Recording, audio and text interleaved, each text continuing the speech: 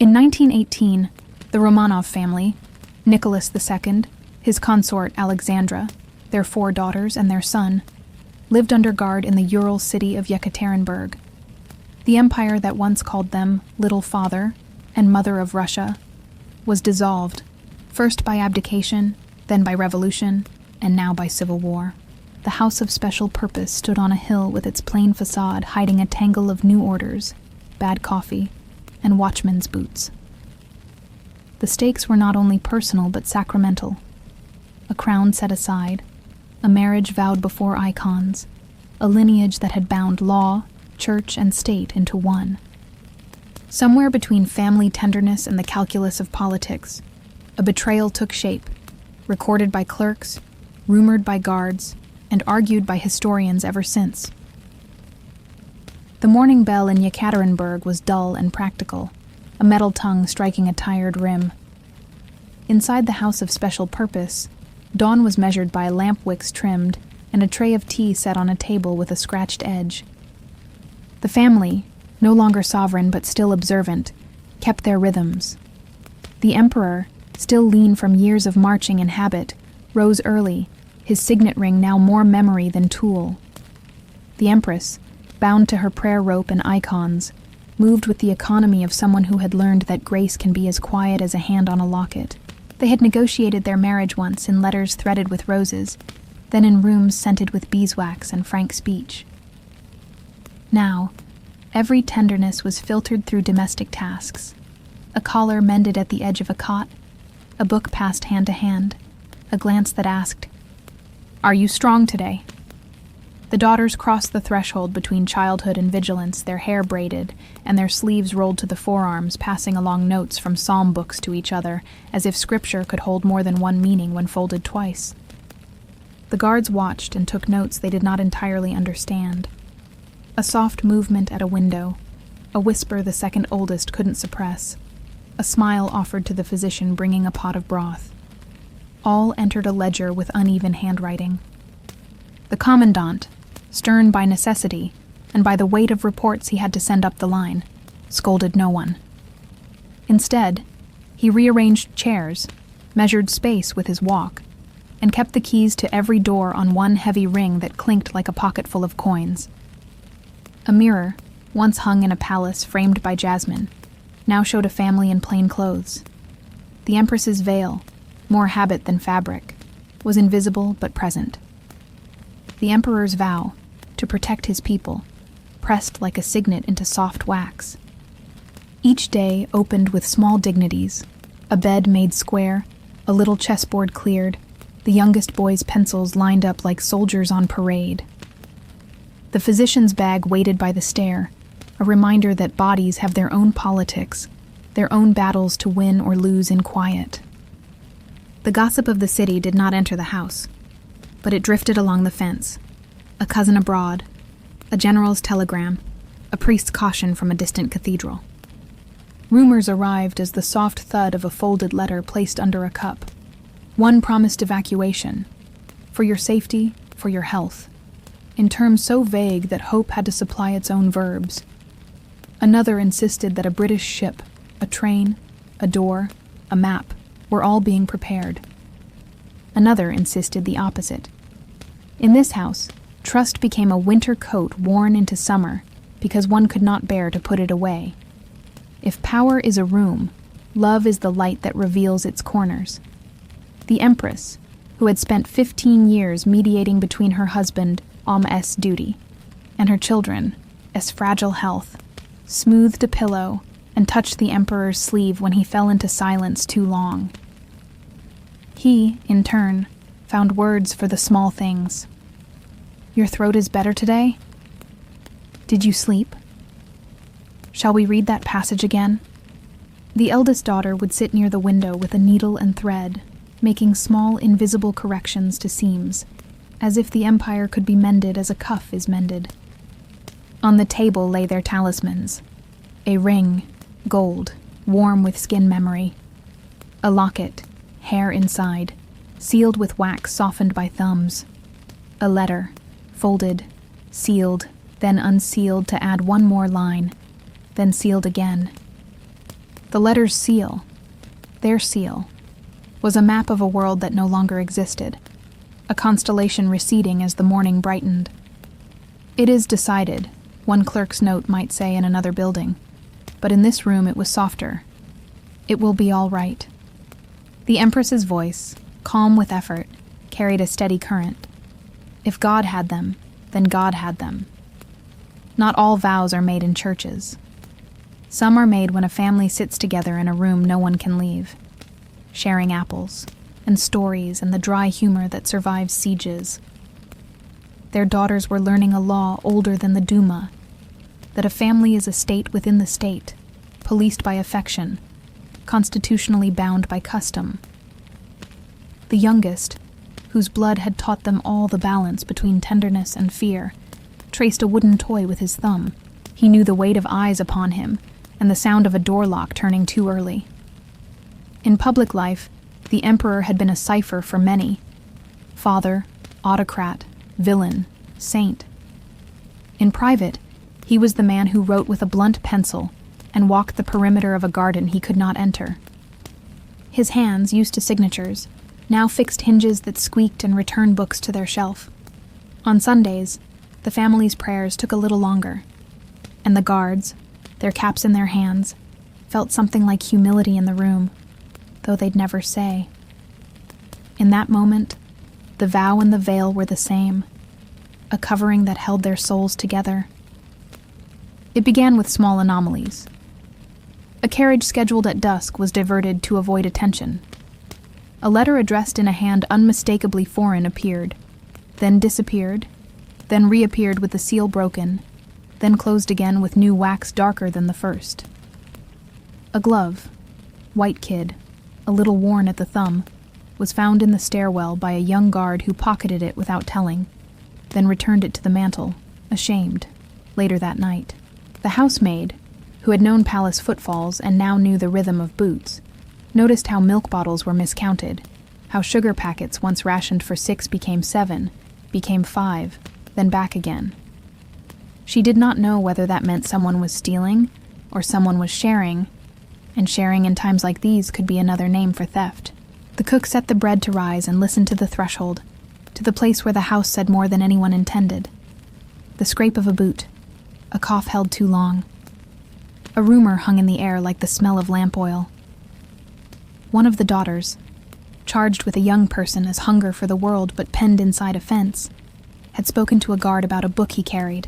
He was from another province, had a sister the same age, and could not look at anyone's face for longer than a heartbeat. Was it a rivalry? A small rebellion against the house rules? A brief gleam of common humanity across the lines? An attendant saw a slip of paper, a corner, nothing more. Another heard a laugh brighter than safety. The commandant's key ring told its own story. Keys were added, removed, and returned with awkward apologies. Doors that had opened quietly now groaned. At night, when the lamps were turned low and the family's icon lamp flickered, a guard stood at the landing and listened to the wind press its face against the walls. A clerk, whose job was to record everything and interpret nothing, wrote in perfect lines, "Visitors prohibited." He underlined it once, and then, never sure, underlined it a second time in lighter ink. A purse of silver, the Empress Anne's private gift to a nurse in older days, had become a myth among the guards, who measured their pay against the idea of it. And yet the Empress, in the scant commerce allowed to her now, traded not coins but words. "Thank you. I ask forgiveness." "You have a mother?" The physician, bearing the chalky smell of medicines and the softer scent of peppermint, moved between them all with the authority of one whose oath had not been superseded by any revolution. First, do no harm. On the second floor, the eldest daughter adjusted the curtain to let in a slice of Ural sky. She had once received a ring, then returned it when duty demanded, then tucked it into a box where it whispered of a maple-lined promenade in a year that no longer touched this one. The emperor, seeing her face, said nothing but stood near. Across from them, a portrait of a long-dead ancestor looked down with the unhelpful serenity of painted eyes. Dynasties speak to each other through varnish and dust. The present answers by living through breakfast. It is disputed whether a letter, the kind that begins, "Yours in truth," and ends without a signature, passed hands in those weeks. One diary, preserved in private for decades, suggests a folded page tucked into a book on pharmacy. A guard later told a friend that nothing passed, only glances, and that he had wanted to return glances with kindness, for he was not made for pronouncements. The truth may be that kindness itself became suspect, punishable not by policy, but by embarrassment. In the gallery, the narrow hallway where portraits made a line of silent witnesses, the whispers were less sedition than relief. The Empress held her locket when the youngest coughed. Inside it, a strand of hair had tangled itself into a knot that could not be undone without breaking. She did not break it. She had learned to wait, to let knots declare themselves undone by time or fate. The Emperor, hearing the cough, knew the precise weight of fear, as a jeweler knows the difference between metals without looking. The girl who had maybe written a letter, if she had, watched the guard watching his boots, and realized how young he was. A prearranged signal, an extra knock at evening, a handkerchief folded into a particular triangle, might have meant that a message from abroad had arrived. No one in the family used it. Instead, they relied on official knocks, on official rails, on official hope. The betrayal, if betrayal there was, had begun years earlier. Some would say in the first oath to resist change, others in the first order to fire into a crowd. In this house, in 1918, it condensed into the mist on a window pane where someone had drawn a heart and then brushed it out quickly with a sleeve. A clerk's ledger tracked deliveries. Lamp oil in quantities that made a bishop think of morning services bred from a bakery that once served generals and now served guard sheet bundles that smelled of soap and tumbled air. One line, too careful, too clean, quietly noted an extra crate of supplies. No one asked questions in ink. In the presence of children's voices, men grew formal. That, too, is a kind of love. To square your shoulders, to measure your tone, to say you do not know when asked, because to know would feel like owning what was happening. The message was plain enough. Be ready, for your safety, a move. It came after supper, when the house's corners glow like embers, and everyone turns instinctively toward ritual, prayer, brushing hair, folding the day. The Emperor, who had learned to nod his assent to things he did not believe would happen, nodded again.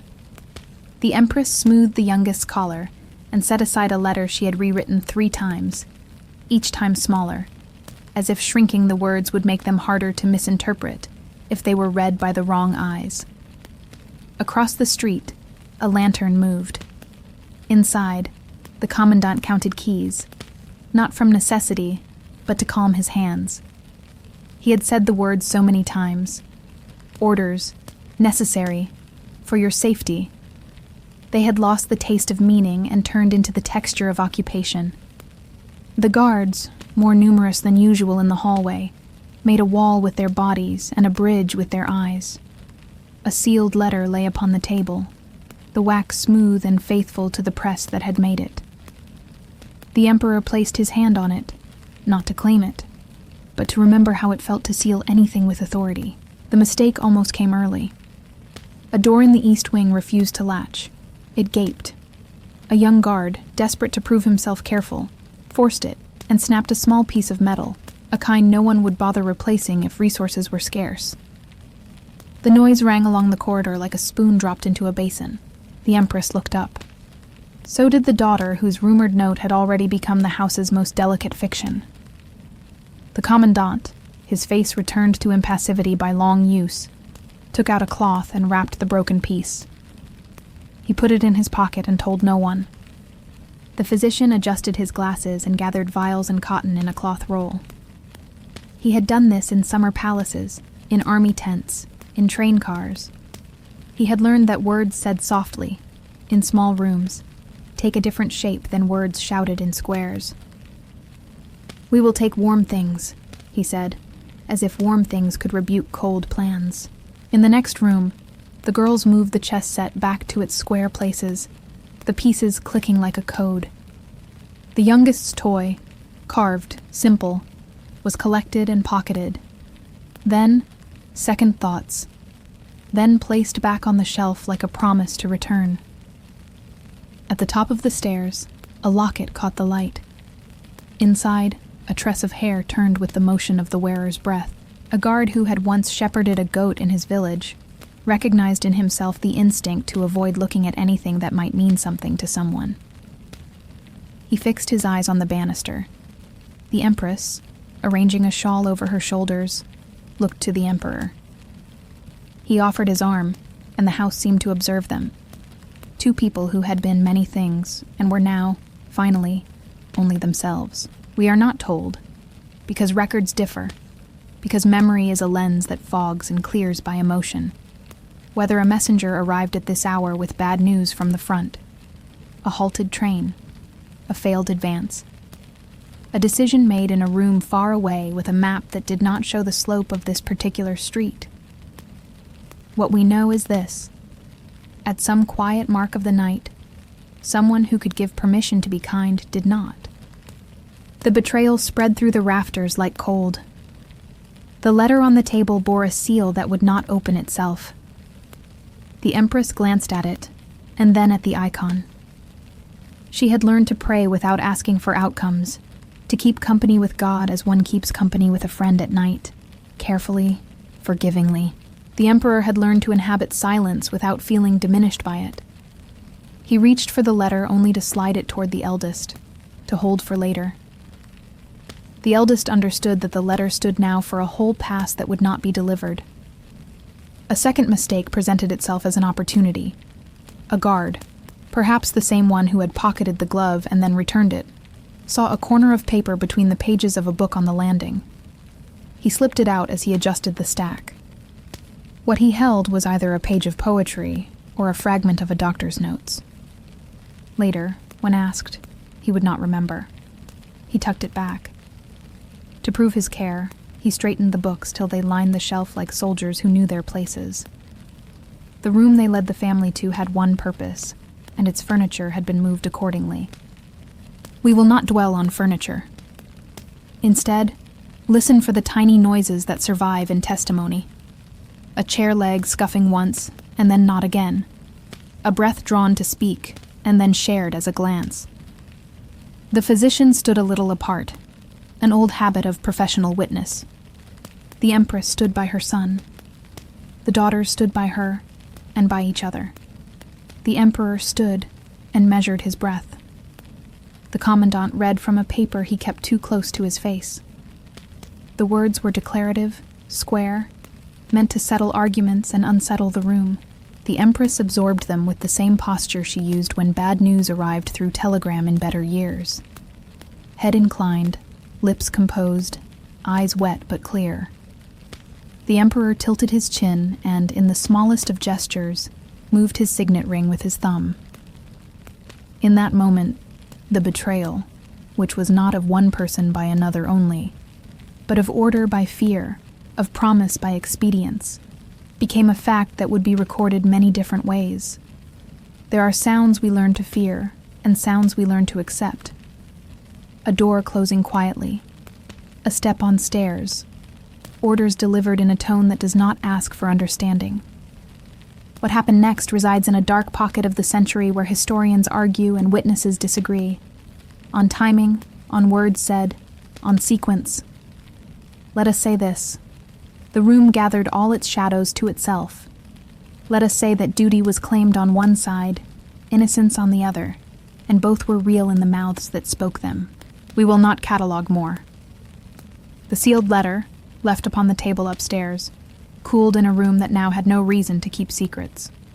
The key to the east wing door lay in the commandant's pocket, wrapped in cloth with the broken shard of metal. He had no more use for it. The locket, its hair tress now a tether to a past unreachable, lay in the crease where shawl meets dress, where grief later learns to live. A portrait on the gallery wall caught a line of hallway lamplight, and cracked in its varnish, looked newly mortal. There is a moment before dawn when even those on watch begin to believe in reprieve. It passed. The house closed around its business, and the city, trained by years of sudden noises, did not ask questions it could not afford to entertain. Somewhere, a ledger was updated. Somewhere, a bag of keys made a last sound as they were set down. If there was a mistake that almost exposed them, it was not a note, not a knock. It was tenderness itself, which believes it should be visible, which tries to show its face even in a room saturated with orders. One glance, one hand on a sleeve, one older daughter's instinct to shield a younger brother. These are not crimes, but in that hour, they had to pass for them. Remember the glove that disappeared and returned. Remember the book straightened. Remember the broken latch. Small things take on the weight of decisions when big things have been decided elsewhere. Aftermath is a kind of inquiry conducted by the living upon silence. The council chambers where decisions had been ratified were far from this house, but in offices with peeling paint and maps thumbtacked into optimism, men with pens set about the labor of explanation. They wrote justifications in the grammar of necessity. Precaution, justice, security. Their ledgers lined up numbers, oil used, candles issued, linen changed, with the clinical piece of arithmetic. In the margins, one clerk hardened his heart, another softened his hand.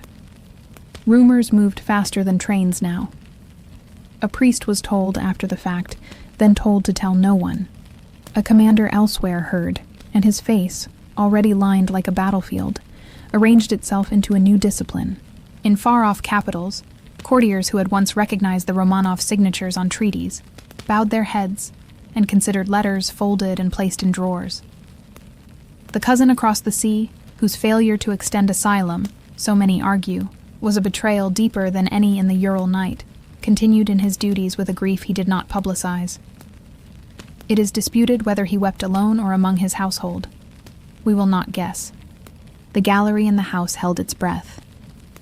The portraits, those deputies from earlier centuries, had witnessed new paint and old secrets, and still as wood, they could neither absolve nor condemn. The guards, temporarily more talkative than they had been, spoke to each other in the language of men who had survived a moment. Orders, difficult, done. Among them walked one who had smiled once at a girl as question about books, and now avoided eye contact with everyone, learning a new gait to carry a new burden.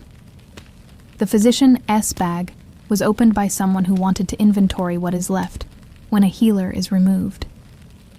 In it, small bottles and cotton rolls obediently listed themselves, the props of relief. A nurse, a woman who had followed this family through war and train compartments, was spoken of in short, respectful phrases by those who had to confirm lists. The cook's apron, folded, was put into a crate with a label that made it sound like surplus. An orderly wrote down the number of spoons, as if counting silver could remain innocent. In parlor confrontations elsewhere, passions climbed the chairs. "You could have waited," one man said to another. "We could not," came the answer. The truth sits between those sentences, rocking. Meanwhile, the city went on with its habits. Boots to be cobbled, bread to be baked, children to be scolded for stealing cherries. And the house on the hill became another story people pointed to with their chins rather than their eyes. The betrayal, however one chose to name it, had already been lacquered into that year. An icon, its face lacquered and haloed, had been taped to a wall in the family's quarters. Now it leaned against a crate, and a hand, unpracticed in liturgy, touched it with 2 fingers. In a corridor, among the vanished footsteps, a single drop of candle wax hardened into a paler mark on the floor. A clerk bent down and scraped it with his thumbnail so the surface would look like it had always been as it was now. His action was not cruelty. It was policy enacted with a frown, a man trying to match the world to a report. It is tempting to declare motives simple: ambition, hatred, revenge. In this case, they were exactly and not at all those. One guard's motive was a mother who needed bread. One counselor's motive was fear of what the whites would do if the family were rescued. One official's motive was ideology, red and declarative, and as certain as a sunrise. Another's, though he denied it, was the ancient ache of being slighted by the polished. None of these explains away the human faces in the upper rooms. None of these makes the prayer rope less a rope and more a symbol hanging in a museum case. The inquiry that mattered happened in private, in bedchambers whose doors now closed on a different kind of quiet. A young guard asked himself if he had crossed a line when he had let a child keep a toy. An older guard told himself he had simply followed orders and accompanied the thought with the memory of a harvest when the sun had been too hot. The commandant laid out the keys on a table and tried to remember the shape of his profession before this. He failed. He picked up the broken latch piece he had kept in his pocket, and, despite himself, weighed it in his hand. In far-off archives that would one day be opened and one day be restricted again, a sentence was typed on thin paper. The job, as one memo had it, was done. The phrase would become a plaster mask over faces whose names would be argued in courtrooms and salons. The Empress had taught her daughters to maintain dignity in any room. Dignity is not a political category, but it endures like a scent in a shawl. In this inquiry by rumor, ledgers, and conscience, it was present as surely as the lamp oil that had scented the stairs. In the church nearby, bells that had been silent for a time were struck. No announcement was made. Faith does not require everyone to be told at once. Those who guessed privately and lit candles without saying for whom. Those who were certain spoke carefully. In letters written that week, adjectives were avoided. "It was necessary," wrote one. "It was a pity," wrote another, crosswise in the margin where pity must go in an office. In the house, the smallest room had been cleaned, as if cleanliness could be an apology. There are many kinds of exile. The Romanovs had been exiled within rooms well before the last night. After, exile became contagious. Servants who had stood by them were dismissed or detained or simply dissolved into the city, carrying the knowledge of how a family says goodnight. In the gardens of faraway palaces, friends who had once kissed the Empress's hand walked at dusk and chose not to speak certain names aloud, because names said aloud call things into form. A dynasty faltered. Not in a single night, but through years of choices, the weight of which had gathered like snow on a roof, finally slipping. In legal terms, the throne was already empty.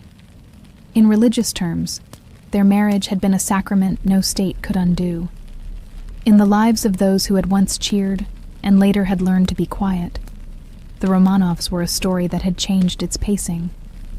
The empire, previously a world in which their faces appeared on coins and icons, found new symbols to put in windows. The object motifs returned altered by what they'd endured. The ring, the emperor's signet, had not opened letters in years, and now would never open another. If it remained anywhere, it bore on its underside the sweetness of skin and the dryness of a man who had grown into a quieter style of command. The locket had warmed through another night, and felt, for the first time since it had been given, heavier than its contents. The sealed letter upstairs, if anyone unsealed it later, would have read without a time to attach to, "I am yours, and I am not afraid." A key turned in a lock with a finality that did not require loudness. It was then, some say, that a betrayal was understood not as one action toward a person, but as a decision about what the future would be allowed to remember.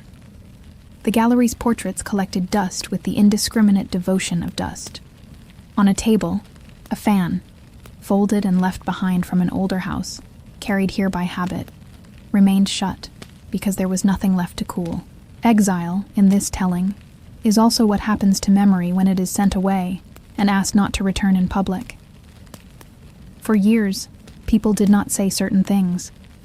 When they did, they argued over whose betrayal ended the Romanovs, the cousin who did not send a ship, the general whose cavalry arrived too late, the official who sent the decisive telegram, the commandant who did not question it, the guard who looked down at his boots.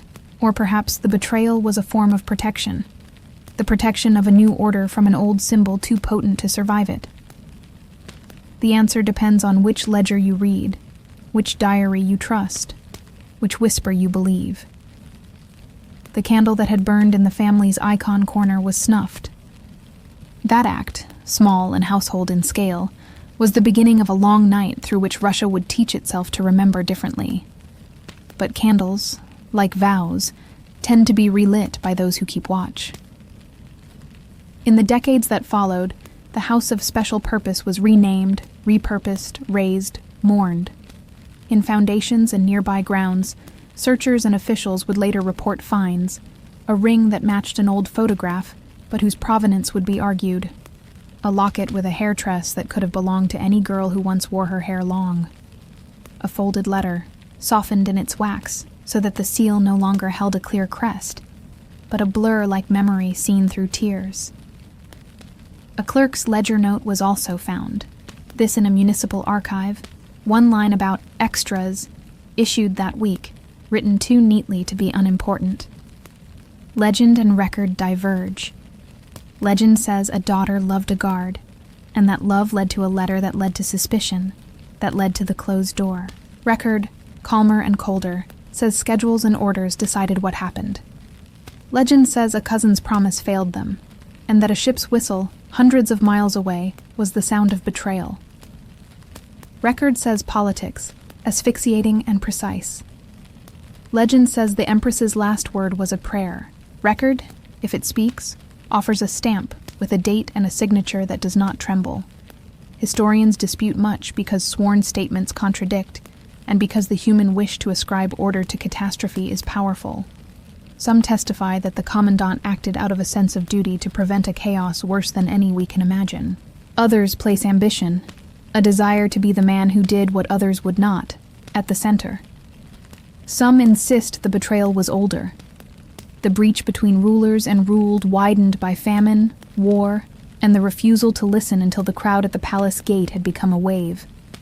The truth, in the end, is that power and tenderness occupied the same rooms until power changed its locks. What survives is what always survives.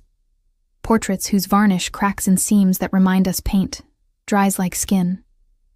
A name erased from a register, and then written back in by pencil by a later hand. A ring turned face down on a museum velvet, hiding its crest out of habit. A letter whose wax seal once hot and declarative cooled in the dark and refused to tell us more.